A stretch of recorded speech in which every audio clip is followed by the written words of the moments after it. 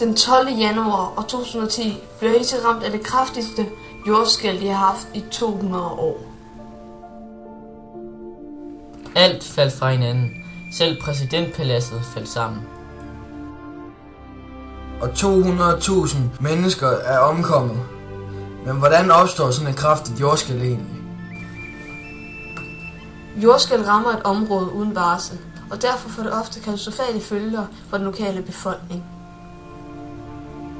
Man kan bygge bygninger, der er sikret mod jordskælv, men det er meget dyrt, og derfor er der flere dødsfald i et fattigt land som Haiti. Man er endnu ikke i stand til at forudse, hvor og hvornår et jordskælv præcis finder sted. For at måle jordskælv anvendes en seismograf, som kan måle, hvor kraftige jordressourcerne har været under et jordskælv.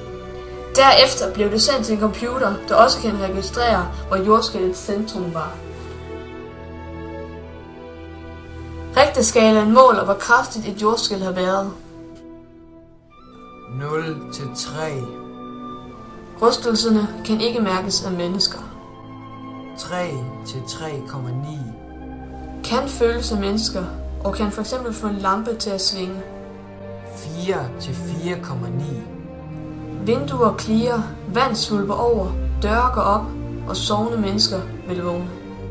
5 til 5,9. Det er svært at stå oprejst. Husmurene revner, tagsten falder ned, vinduer smadres. 6 til 6,9. Høje bygninger kan vælte. Mure styrter sammen. Store grene knækker af træerne. Jorden slår revner, og der sprøjter jord og mudder op fra undergrunden. Over 7. Store ødelæggelser på huse, fare for jordskred, oversvømmelser. Jorden begynder at lave bølgebevægelser. Hele jordens overflade består af plader, der flyder rundt på smeltet stenmasse. Og når pladerne glider forbi hinanden, sker der et pludselig ryk, på grund af at alle pladerne hænger sammen. Det giver et pludselig ryk, som sender chokbølger ud i undergrunden. De bevægelser kaldes jordskælv. Jordskælvet i Haiti var oppe på 7,2 på Richterskalaen, og Haiti er ikke vurderet til at være særlig høj risiko for jordskælv, så det kom bag på alle. Jordskælvet i Haiti skyldes en transformforskydning langs brudlinjen mellem den nordamerikanske og den karibiske plade.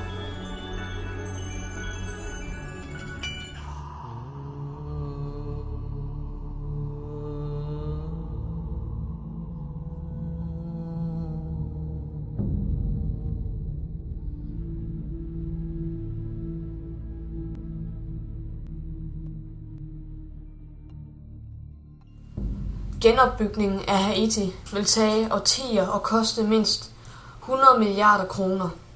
Det vil sikkert tage 15 til 25 år at genopbygge Haiti efter jordskælvet, altså cirka et kvart århundrede.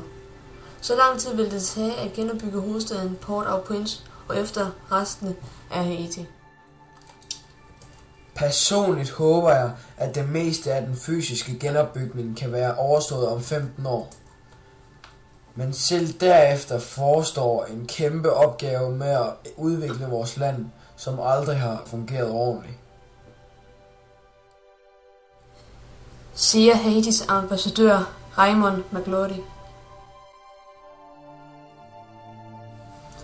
Raymond Magloire udtrykker meget stor taknemmelighed for de cirka 1,7 milliarder kroner, som EU har doneret til Haiti.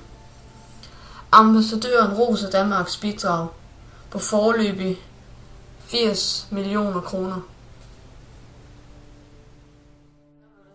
Danmark er faktisk en af de lande, der giver mest, og danskerne har også før katastrofen hjulpet os med udviklingen.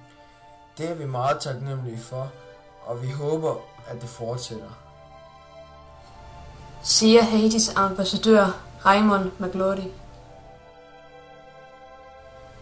En strid mellem amerikanske myndigheder om penge stopper evakuering af hårdt sårede jordskælvsofre.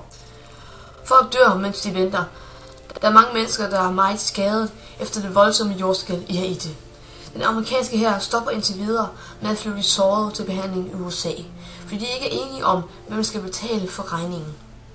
Indtil videre er der 500 asianere fløjet til USA for at komme under behandling for alvorlige skader.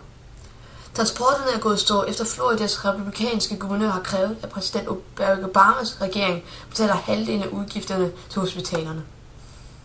USA har ført an i den internationale nødoperation i Haiti, men der er dagligt klager over mangel på koordinering af hjælpen.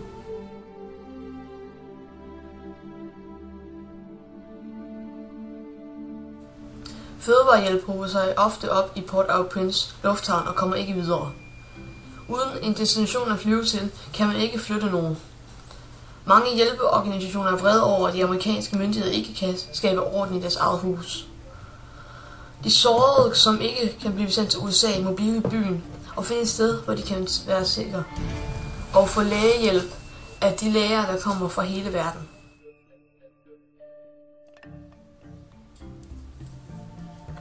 Der vurderes, at der i øjeblikket bor mindst 500.000 mennesker på gaden i Port-au-Prince. De bor i 447 improviserede lejre, og kun 6 af de 350 lejre, som er blevet kigget til, har rent drikkevand.